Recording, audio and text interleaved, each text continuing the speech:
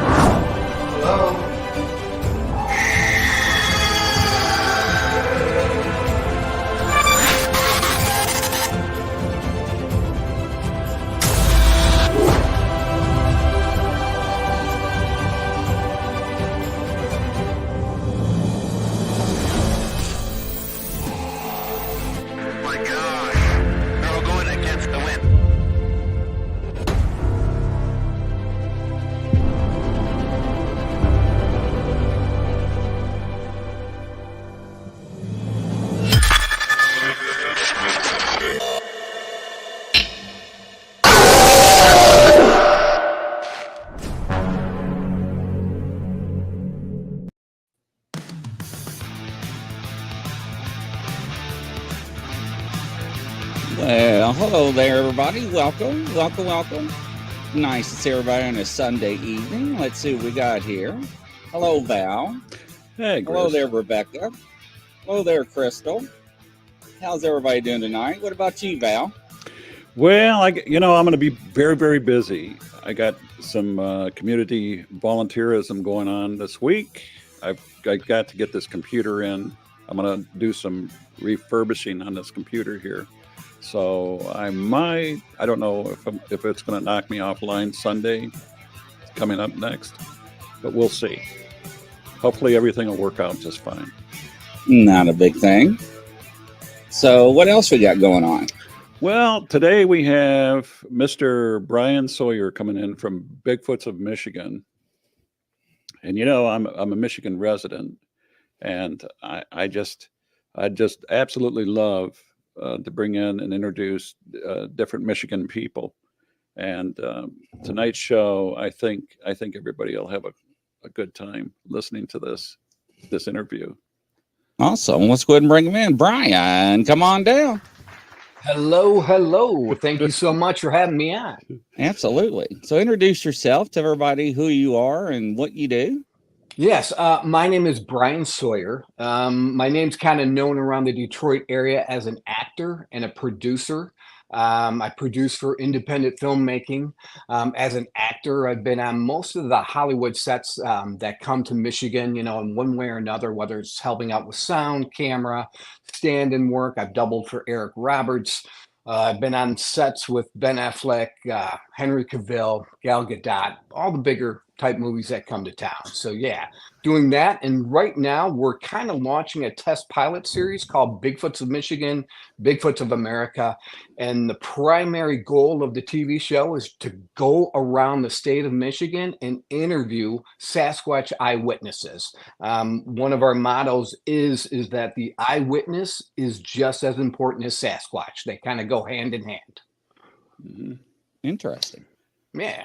Well, I got to tell you, my only experience with television was when I was featured on A&E History Channel.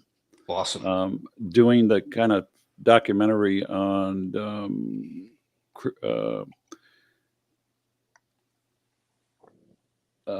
criminal organizations. Okay. As such, that's what I did, and their documentaries and stuff That's been my experience with that. Okay. But Awesome. Yeah, your data is amazing. We've only talked a couple of times, but I look forward to getting to know you more and meeting in person and just really sitting down and just going through a lot of stuff, because you can really educate me a whole lot. Well, I don't bite, do I, Brian? Not that I know Just of. for the people. No, I think no. We need to get to know you. That's it. Yeah, I think yeah, I think see, you and I come from a generation, heck, I remember my father coming to me when I was 12 years of age and saying, "Hey, from now on, any male older than you, you're going to refer to as sir." And I'm like, "What? You mean I got to call the kid down the street, sir?" And he says, "Yeah."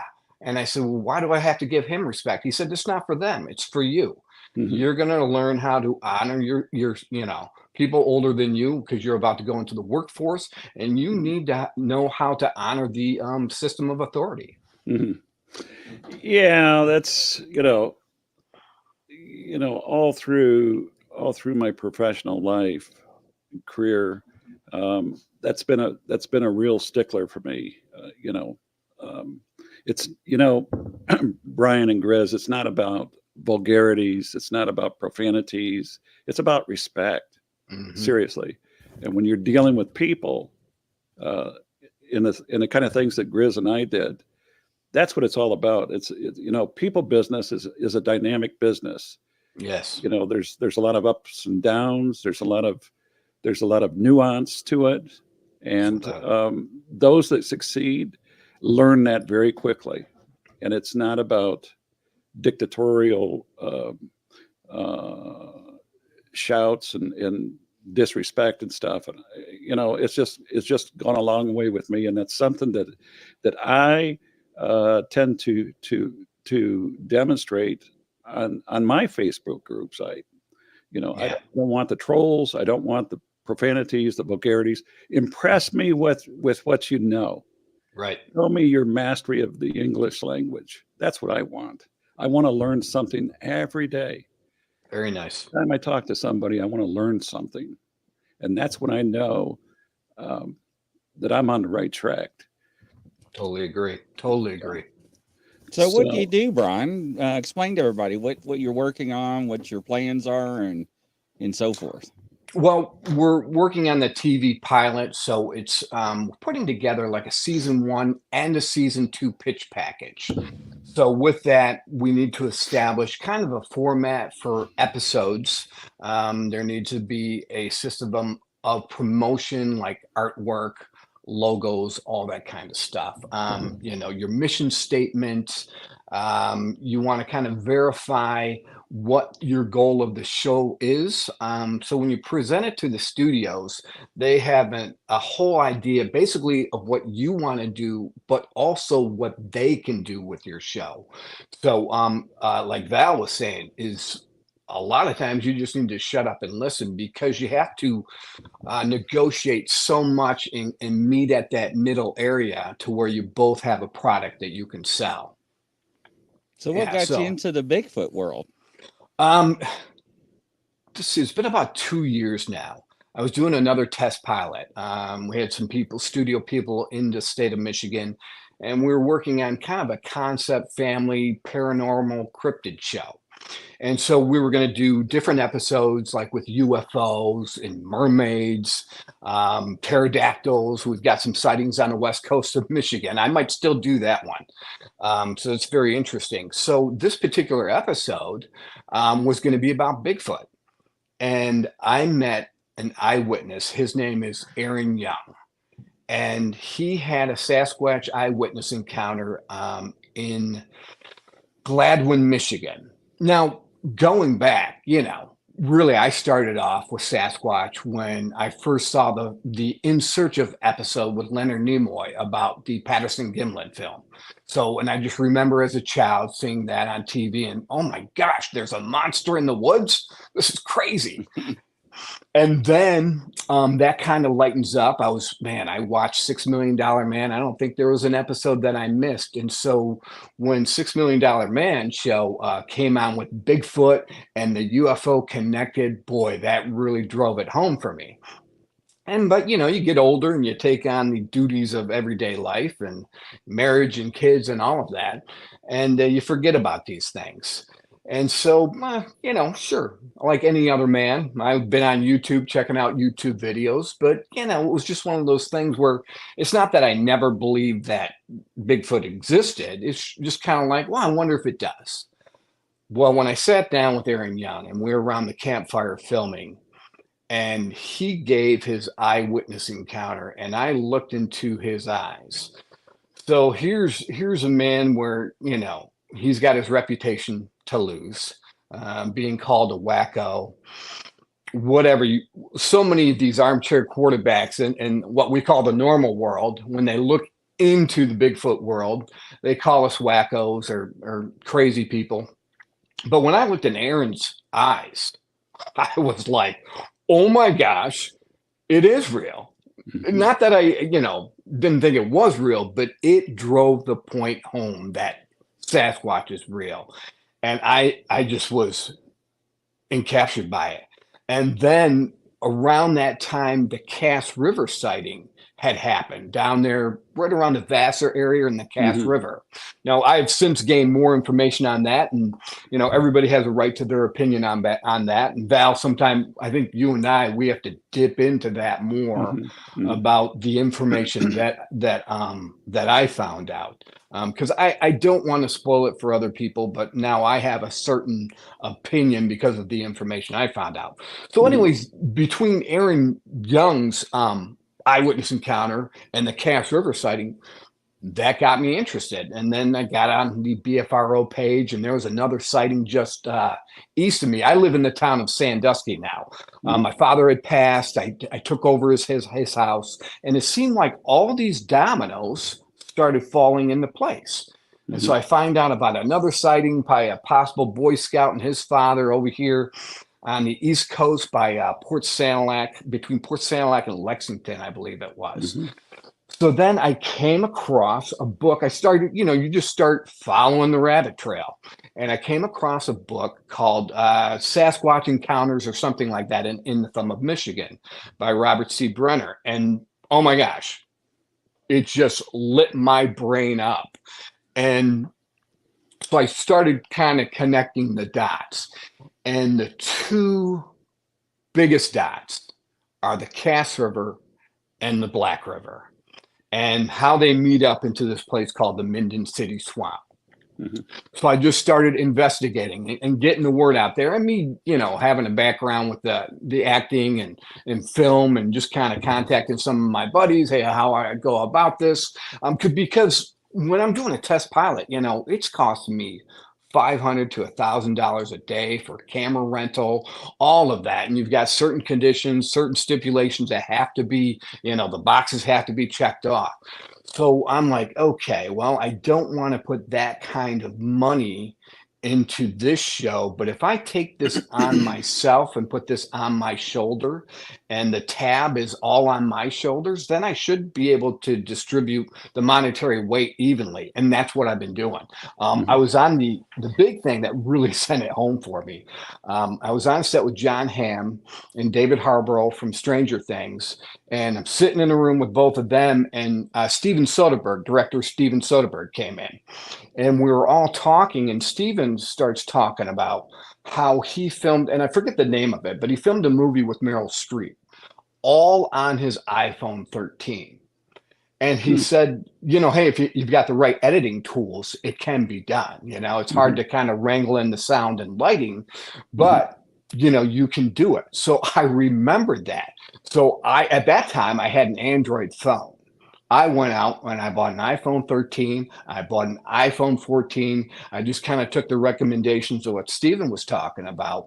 And I said, hey, if I get this all together, I might be able to do a pilot show with these tools. And so that's what I've been doing. We finished season 1 in December, and there's 10 episodes. We're on YouTube as Bigfoots of Michigan. And we've got a group page on Facebook, Bigfoots of Michigan / Bigfoots of America, because now that has bled into a podcast show as well. So we're in the beginning stages, and the main thing I want to do, and I keep pulling myself back into this, is yes, I realize I have to have a product for the studios. I have to deliver on what I've talked to them about.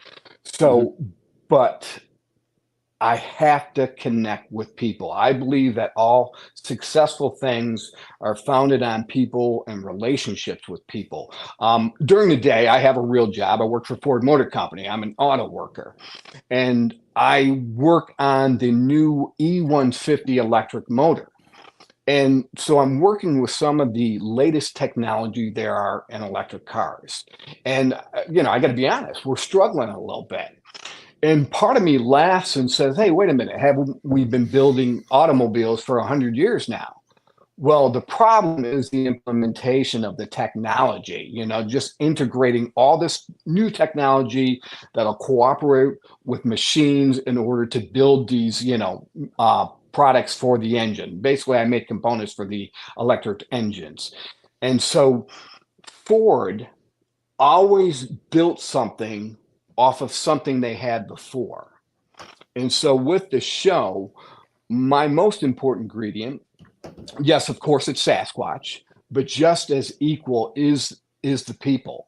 And so it's to build it off people. It's to form good relationships, like with Val.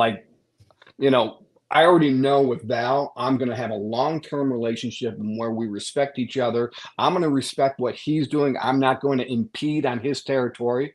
And but when I have my eyewitnesses, every time we go to do an episode, the first thing I tell them is, this is your episode. I want you to tell it how you see it, because I said this before, we need a data pool. And we need to pour all that knowledge into this data pool so we can have just all the information. I didn't want to get wrangled into the Gigantopithecus narrative. Now, I'm not saying that that's not what Sasquatch is. It very well could be. But if you want to tell me that a Sasquatch came out of a UFO, I want to say, okay, let's hear it. Let's hear it. Let's put it into an episode. That way we've got a bunch of different dynamics in our show. So that's what we're looking for. Different dynamics, different people from different backgrounds, and building the TV series on people. What do you think Bigfoot is? Well, so you right for the throat on that one. I'm not going to buy in on anything, but I will tell you what I'm leaning towards. I believe it to be some sort of ancient human DNA tribe with some kind of special abilities that I do not fully understand yet. Because if we bring in, I just met up with a friend of mine, and if we bring in the idea of portals and cloaking. I mean, I just received a picture from a friend of a friend who, and Val, I'll show you this when we get a chance, of a Sasquatch possibly cloaking. It is a cloaked Sasquatch. And you can distinguish it from, it looked like, say, it was here at one moment, and it had cloaked with the foliage that was around it, but then it had moved into the center of the trail. And so it was still holding the picture of the foliage from over here, and it had moved to new foliage, and so it stood out, and you can see the outline of the figure. So go ahead. Similar to what people claim double exposures are. Okay. Right. Oh, picking up entities and that idea. Well, that and sometimes when the cameras don't have the right setting, the shutter speeds and stuff. Okay. They get that blurry double exposure. Okay. where Well, I'm going to something be gets bled into another, image and stuff. awesome. Yeah. See, But this is where you're going to know. So when I show you that picture, you're Mhm. gonna have the knowledge to do that. Well, I already, now just 12 years into this, I've been able to form a lot of opinion and ideas on what I think this is, but what I believe it is with pretty good certainty is that it's neither human nor primate. It's an Okay. enigma. Mm. It's something in between. It's not a primate, and the people that call it forest people, I don't buy that. Okay. Um, as you said, and Grizz probably agrees that these things have been here a very, very long time. One of the important things that I remember is going back and looking and researching how Native Americans or Native Indians interacted with this. And one of the questions that's pretty common when people interview Native Indians is, how come, well, if Bigfoots have been here so long and they live in caves, live subterranean, where's their fire? Mm. We've never seen anybody use any fire. And the response to that by some learned academic researchers say that they use the Dena. They use the Dena practice of making. They've learned this, like Indians. They've used the practice of Dena, Denna, I've never heard of that. of making fires underground. Okay. There's a technique to it, and what it is when you burn a fire, and some of the people that are very, very good survivalists and very, very good outdoorsmen, they would know this. There's a method, a technique to creating a fire underground, and nobody would ever see it. You would know, but nobody on the surface would ever see this, and that's similar to what they claim the Sasquatch has done. So the question that follows this is back with the chicken and egg. That logic question, that question in philosophy that always comes up: which comes first, the chicken or the egg? Ask somebody that question sometime, and sit back and listen to the responses. So the question that follows that underground fire method technique that supposedly Native Indians learned, where did they learn that from? So the question goes back to they claim Sasquatch taught the Indians Okay. this technique. That's how come the early Native Indians could have a fire, and soldiers and everybody else couldn't see them, because they learned that technique. Wow.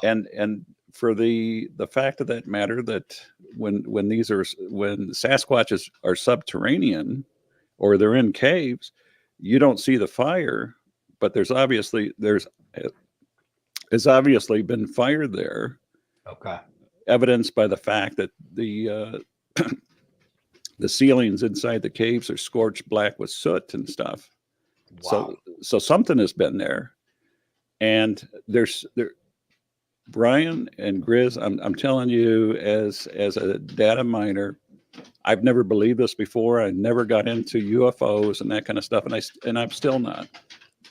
I'm just saying that I've come across so many reports intermixed with Bigfoot, UFOs with Bigfoots. Okay. But I cannot count them, and I cannot dismiss them out of hand.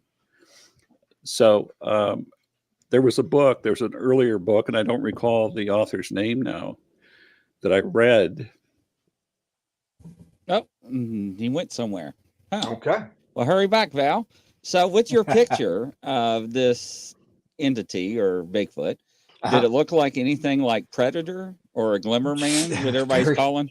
Yeah, I would it lean towards Predator. So with that in mind, we now know that the CIA gives Hollywood information. I believe it's a program of desensitizing people so that we might be more accepting, over a long period of time. One of my examples is back when I was a kid, Close Encounters of the Third Kind. Right. That was a huge introduction to aliens. And prior to that, at least for my generation, what are you talking about? Aliens? Give me a break. And then, but the only connection though, and I laugh at this, is the $6 million man. Where did they back then get the idea of Bigfoot coming out of a UFO? Yeah, interesting. Yeah, I've actually seen videos and pictures of something that's cloaking. It's looks like Predator or the Glimmer Man's what people call it now these days because they don't know what they're seeing. Okay. Wow. So I don't know what happened. I just got dropped off the Good to see you. internet. Welcome back. Oh yeah, I'm back. I'm back. So I think I was in the middle of explaining the reports and stuff. So there are a lot of reports that that link Sasquatch to unidentified flying objects. And that was even hard for me, Val. I have to admit, because initially, I was in the camp of Gigantopithecus, because in your logical mind, I'm like, well, what else could these things be? So it's definitely been a fast journey for me over the past 2.5, 3 years. Now, the old book that I don't recall the author's name, it was about gold mining. It claimed that the Sasquatch is here that we know, that we recognize as Bigfoot. There's so many different names for them. Were sent here from another planetary place. Oh my! And they were here to mine materials and minerals that aren't possible wherever they came from. Their place that they came from, according to this author, not me, it's not me that said this, was destroyed by war or some other catastrophe that devastated the place. They came here and they made like other living, other living entities, and this is where they live. Did you see my mouth hanging open when you said that? I'm like, what? So they're like workers dropped off? Like worker bees. Wow. I mean, that's according to him. That's his thesis. That's what he wrote about. But you take all this information, you put it together, and you weed out, like wheat and chaff.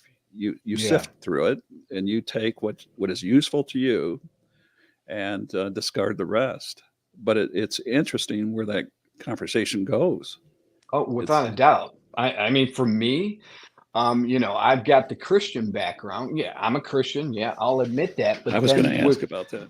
Yeah. But with my religion or relationship with, Jesus Christ, I've got to reconcile this. I've got to reconcile this somehow in my mind to make sense, because look, these things exist. I don't care how many fat guys sit in a lazy boy chair and say they don't exist. And I go out every November and I hunt and I never seen nothing. Well, yeah, you're out there, for a month, maybe tops, in a deer blind that's on the edge of a farmer's field. And you're wondering why you haven't seen one of these things. But yeah, so with my Christian background and, Christian life, I have to reconcile this, and I really have to move the borders of my understanding out more. I think we have a tendency, whatever religion you're in, to say, well, it's this way or the highway. Well, as a Christian, I'm learning I don't know half of what I thought I knew. So, I mean, there is a narrative in the Christian religion that these, and I don't know if you've probably heard this a million times, Val, that these could be. I like the Scott Carpenter narrative. Yes. I believe he said that these are possible generations down the line of the offspring of the Nephilim, which were the original offspring of the fallen angels. You know, the 200 angels that came on down to Mount Hermon. They made a pact to basically have sex with human women, and then because of those interactions, they spawned all sorts of giants. And actually, I think there's in the Book of Enoch or something, there's also something called the Book of Giants and the Book of Monsters, and there's narratives that not only were Sasquatch, made, but all sorts of different kind of creatures. So as a Christian, I got to dig back in and try to find any kind of narrative that'll help me logically understand this. Well, we've talked before about this, and I think we touched on this, and I have my beliefs also, and it's pretty compatible with yours, Brian. Okay. For real. And I really, really enjoyed Scott Carpenter's stuff. To me, it was inspirational. Very and much. it was a very interesting optic to read his stuff, because when I read his material, Scott Carpenter from Tennessee there, I learned a lot from that. He gave me insight, and to me, I took that as confirmational. There was a lot of truths and a lot of confirmations within his writings. That's what I got from it, and it was very good. So let me ask this, and I got to ask you this: how does your production aspiration differ from, say, finding Bigfoot and that kind of stuff? Have you learned anything from that? Is there things that you found not workable with you or your idea of producing a production? Well, that's part of it. I have to separate the Christian Brian Sawyer from what the studio wants. And for me also too, because I don't want to be an idiot in life. I don't want to be a closed-minded idiot. So I want to hear if you think Sasquatch came from a UFO. I want to hear if you think Sasquatch is just a Gigantopithecus, another form of ape. I want to hear all these things. So I'm going to let you talk, but hopefully you're going to let me talk as well and say, hey, as a Christian, this is what I believe these could be, just so you know. Because in the end, we're not here to make anyone believe. I'm not here to make anyone believe what I believe. But for the show, I have to have a broad spectrum for multiple reasons. I'm trying not to give too much away. We have a narrative and we have an idea, and the narrative right now is to start with Michigan. With that in mind, there's only so many Sasquatch encounters. So there's a saying: how do I grow the show? When I talk to the people I'm talking, how do you grow the show?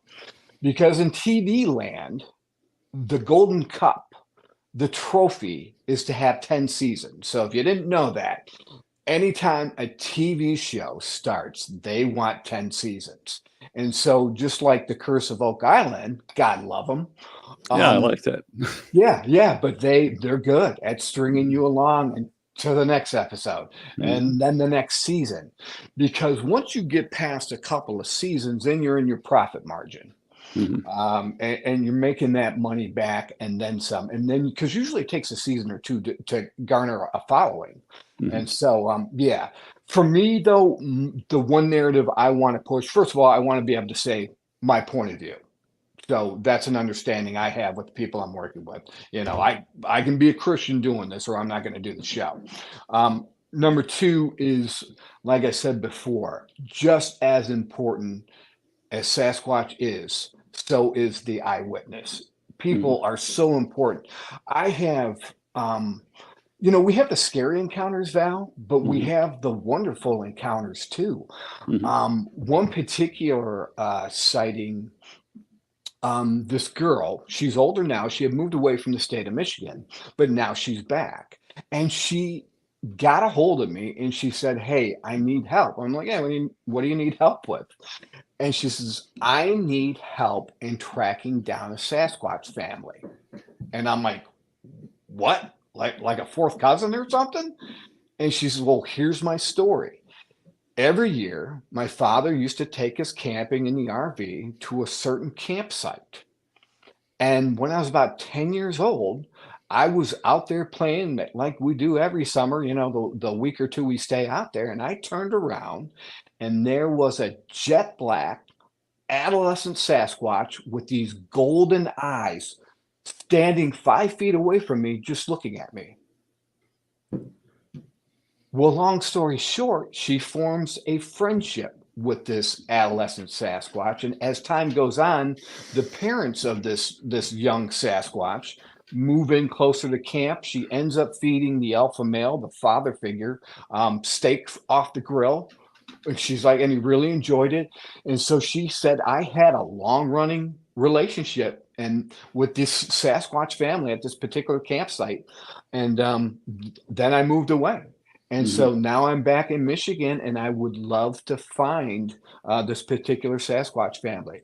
So you talk about, with me being respectful, but you talk about crazy stories. Mhm. So I take a story like that, and then I got the guy over my right shoulder, you know, in the shop going, "There ain't no Sasquatch out there." So who's lying to me? You know, Mhm. who's Mhm. lying to me? So a lot of, and I find it's more with women that have the more pleasant encounters with Sasquatch, and I Mhm. just assume that, hey, maybe we're too apt to react in fear and grab a gun. Maybe men are, just the way we're made, you know, the way our Mhm. mechanics work in our brain. And so, yeah, I think very much with all the eyewitnesses I'm meeting, the women seem to have the more pleasant encounters when they tell me. Yeah, I would agree.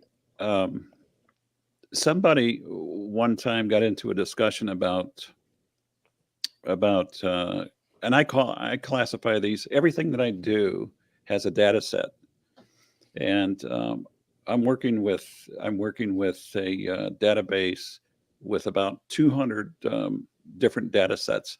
And when I say data sets, I'm talking about names for each one of these, and these names, these data sets, are actually words or short phrases. They're like keywords. When I'm doing a Google search, you type in a keyword and you get the results back. On a database, I'm looking for these keywords in each report that I read, and that's how I populate this database. So when I'm looking at uh, thousands of reports, and I'm not just talking about Michigan. I'm talking about all of North America. Awesome. Anything beyond that is too much. It's Awesome. overwhelming to me. Wow. And I classify that incident, like what you were mentioning here, Brian, as Good Samaritan. Okay. That's what I would say. Good Okay. Samaritan. So I would look for Good Samaritan um, behavior within these reports, and it would go into this file. I would look for aggression reports. I'd put them in that file, and then when I take them out, I measure them, I weigh them, I look at them, I analyze these, and the the number of Good Samaritan reports as opposed to, and if you can picture a scale of justice, a scale. far outweigh the Good Samaritan reports. I'm not saying that they don't occur. Sure, I've seen some beautiful reports, beautiful Good Samaritan examples. But all in all, if reality is to be told about this, I don't see this. And this goes back to this point of religion with Sasquatch and stuff. Even though I studied Buddhism in college, you know, I'm not too far afield from my Christian upbringing. That's where I'm at. Okay. And because of that, I'm looking at these reports, and as you mentioned before about the Scott Carpenter Nephilim kind of connection there, I've seen a lot of that in the commentary. But I also have my own ideas on this. And number one is, when I look at these reports, again, with the database, the data sets, I'm looking at how people react. And I got to tell you, I see no angel. I see no angelic angels that scare people half to death. I'm talking about old people. I'm talking about young people and kids. Traumatize these people. Angels don't do that. When you see, if you have the opportunity to have a physical contact with these individuals, there's something visceral in your spirit. You feel it. You know it. There's no denying that. There's no dismissing that or disregarding that. It's real. And to me, it's a very, very finite topic and stuff. I've experienced these things.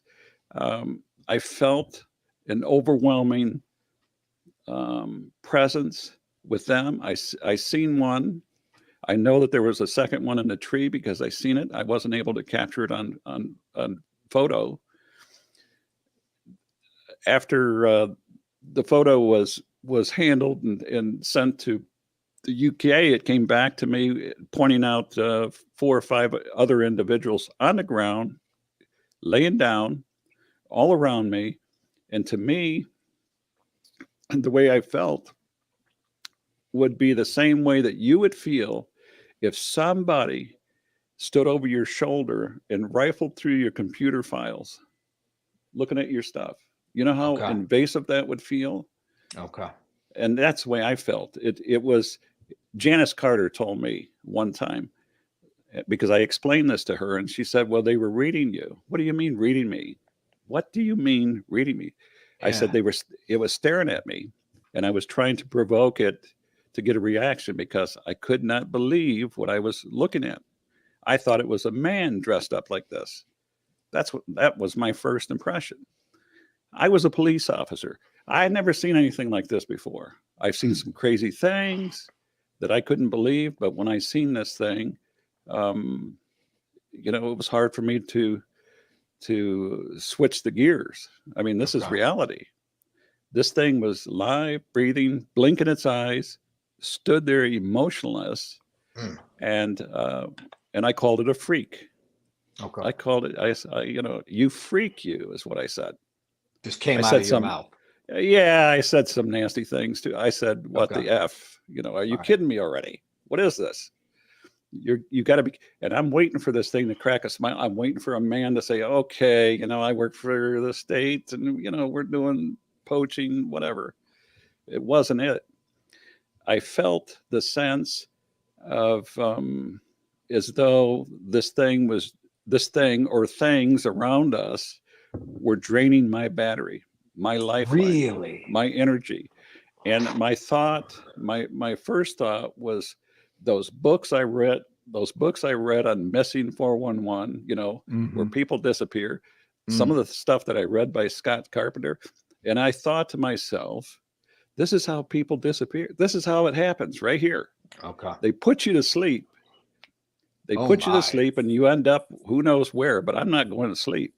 The only thing I felt, the only thing that caused this feeling, this blanket of emotion that enveloped me to dissipate was my thought of free will. God gives us free will. He gave us Okay. the choice, didn't he? Mm-hmm. And when that comes into your mind, when you mention that word, the stuff dissipates like like bad cologne in the air. Wow. Wow. Seriously. And it was at that point I told my partner, who, by the way, you know, I've invited him on the show here. He won't come on, but that's okay. But it was at that point where I told him, I says, we got to go. And you know, of course, I was armed at that time, and but at no time did that individual act aggressive towards me. Okay. But it didn't make me feel any better either, because Right. on the way out of there, we stopped and seen a 17 and a half inch impression in the ground that we stopped, paused, took a picture of. And I'm gonna tell you, and I told Bob this when we were standing there outside the tree line. If that thing comes out of the woods on all fours, I'm gonna have a heart attack right here. Wow. Seriously. That thing was about 9 foot tall. Wow. It was not a man. It wasn't. It was July. You know how hot and muggy Julys get Oh yeah. in Michigan. It was hot, very, very hot, very humid. The bugs were just atrocious. The flies, the mosquitoes. And these are the learning things that I've learned. You know, all of these things that happen like this are just incredible. And I don't know. I'm not a hunter, but if the longer you're into this, Brian, ask the people. If you remember, ask the people if you had an encounter. If it's in the summer, ask them, do you remember anything about bugs? Where there are a lot of flies and stuff around? Oh, People interesting. tell me that when they hunt, when they're around bears, they can smell them. If you don't smell them, you're inundated with the flies and stuff that seem to follow these Okay. creatures. Okay. It's crazy. No, that's good stuff. And so, you know, Grizz, this is part of the reason why I want to kind of stay associated with Val, is because I don't want to also have the narrative that this thing is Winnie the Pooh and I can walk up and give it a hug. I don't want to be that delusional either. You don't want somebody to hold your beer where you go pet it. Exactly, because I don't want to Right. end up dead. I got kids still, you know. I got kids and Totally people who need understandable. me, and I don't want to live in a fantasy world either. Because going back to it, remember, I have never had a sighting. I have never had encounter. Now, the reason why Bigfoot is so easy for me to transition into is because of the entities I have seen. The entities, whether you call them ghosts or demons or boy, I even call them small g gods that I have run into, especially being part of, man, how can I say this? Let me just say this. I was heavily involved in the music industry as well until a portal door opened up in my living room and in walked from another dimension an entity, a very high powered entity, which scared me. I think I would have had a heart attack at that moment if something else wasn't present as well. What I know is God, what I know is Jesus Christ. Mhm. I had this thing come in to my right, and I had the presence of the Lord come in on the left and hold me in this moment when this entity walked in and offered me a deal. And it was, so if you're out there listening to this story, this entity offered me what is the cliche deal with the devil. At that time, I was heavily into the music industry. Aretha Franklin's engineer was my engineer. Um, I'd been in the studio with the Four Tops. I was writing a song for Bobby Brown and Billy Ray Cyrus back in the day. I was going to be the first artist off of a new record label, so I had a lot of backing. I was associated with one of Phil Collins's producers, a guy by the name of Tom Washington, who produced Earth, Wind, and Fire. And if you remember songs like Easy Lover and Studio, this guy had Oh done yeah. those songs. So I was on the fast track to be a new artist out of Detroit.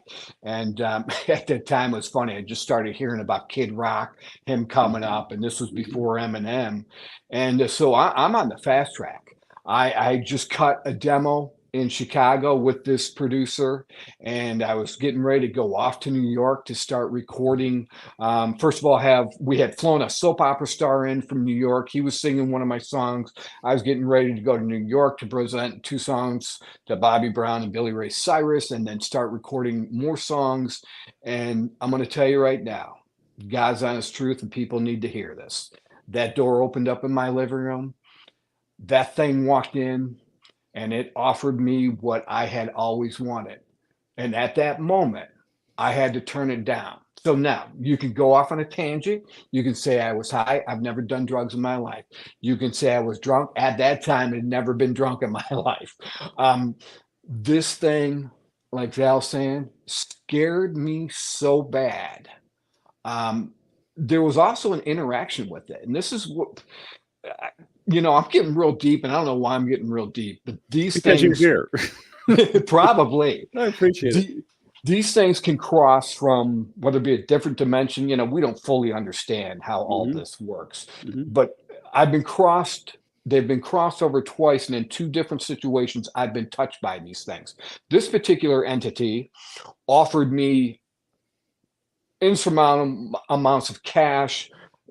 I was about to sign a record deal, just a life of fame, and it kissed me on the forehead right here to seal the deal.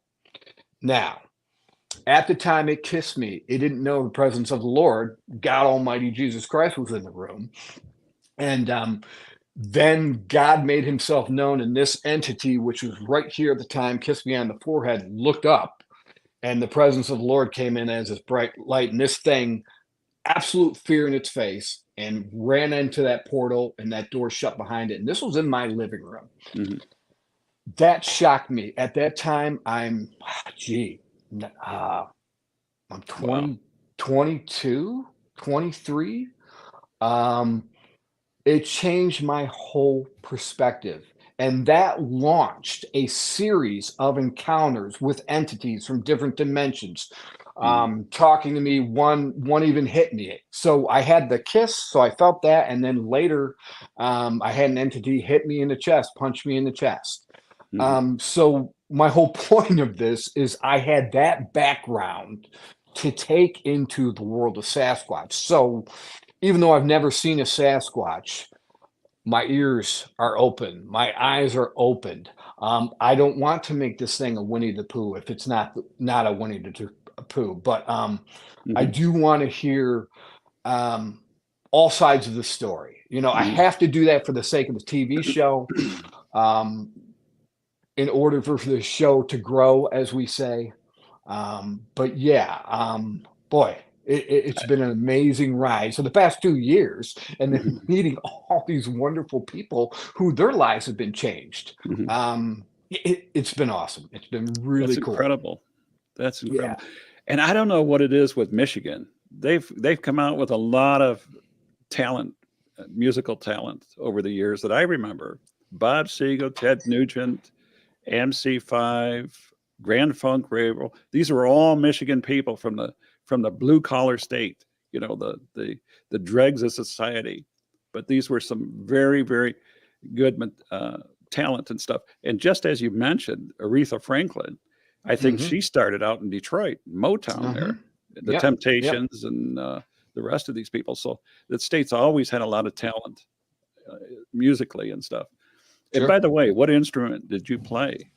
I was kind of a jack of all trade. I'm one of these guys who was just a strange talent. I hope to get back to it. I was able to sit down and have a 4-track recorder, and I'd lay the guitar track down. I'd use an automatic drum track, but I'd lay the guitar track down, the bass track down, the piano and keyboard track down, and I put it on a 4-track. And then I'd take it to my engineer, Ruth Franklin's engineer, and then he would have his studio band come in, and then we'd cut it in the studio, and then that's how we put that professional polish on it. Yeah, and even to this day, there's a couple of producers out in Nashville I still do demo songs for. So like I'll sing some. I think last year I sang 3 or 4 songs, and they put them together, they make a library, and then they shop them to Blake Shelton. And the band I sing with is who's the guy married to I don't know. Oh, Tim McGraw. So I sing, like I'll sing and it'll be Tim McGraw's band playing the music, you know? Yeah. So that's pretty cool. So I do that a couple times a year. That's a fun hobby of mine. So you're a very talented man. Well, I know how to do stuff. And so in this industry, whether you're doing film or whether you're singing, yes, you have to have talent, but so much of it is you knowing how to do things. Really, the blunt honesty is it's also in who you know, and a lot has to do with, do you know when to shut your mouth? Do you know when to not wear out your welcome? When you're on set, are you trying to talk to Ben Affleck constantly, or are you waiting till the moment's right? People do that and they blow their chance by talking too much, or when actually these people have been in the business for so long, they're there to do a job, get it done, because that's how they make their livelihood. Wow. Well, I had no idea. That we get off on all this stuff. Well, my early experiences with music was I played drums. I was percussion. Oh, awesome. And I never made it out of garage bands and stuff, but that was my talent.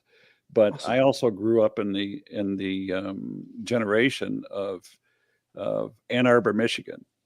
Oh, nice. With a long hair and everything. I went into the military like this. Okay. And a lot of the people now that were like me then, they're CIA, they're government, they're very high level corporate leaders and stuff, very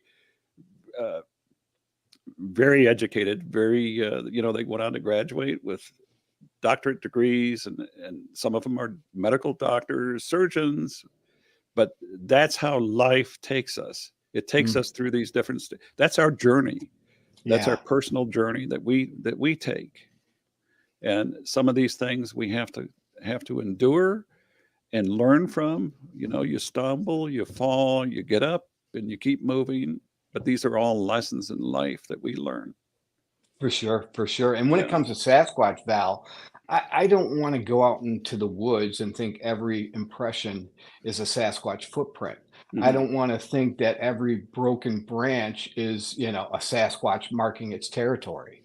So there's that aspect too. I don't want to go too far the other way with this either. So it's definitely, I'm just learning. When it comes down to it, I'm learning, trying to keep my ears open and just listen to guys like you and the eyewitnesses who had the actual encounters. Well, from everything that I've seen, you're doing the right thing, Brian. And well, thank you, sir. And I know you've had to put up with me in the beginning stages too, because I didn't know who was who. This is new for me. I don't know who the good eggs are and the bad eggs are, but one thing I do know from my film background and production background is you keep the crazies out. You keep the crazies out who want to do nothing but use you and take your money, and lead you down a path that isn't going to be fruitful. We have to streamline this, and that's part of the reason I'm taking all this on my shoulders. I know what to do, and I know what not to do, so I don't have time to waste. Now, we have a mutual friend down there in Monroe County, David. Yes. Shout out to Dave. Hello, Dave. Yes. And Dave. goodbye, Val. I don't know why you keep jumping off. So, Brian, it's been a pleasure. How does everybody find you and reach you? Well, first of all, you can go to Bigfoot's That's B-I-G, you know, F-O-O-T-S. You got to have that S on the end. Bigfootsofmichigan.com. And then we're on Facebook. Bigfoots of Michigan. There's a page and there's also a group. The recommendation is to become part of the group, you know, and you have to answer the questions. I have a couple of other administrators who really watch that. I'm in there every so often, but a woman by the name of Cheryl Green, I have kind of commissioned her to be a pit bull to keep the crazies out. So she does a good job for me. But yeah, you can go to those groups and our YouTube channel, Bigfoots of Michigan.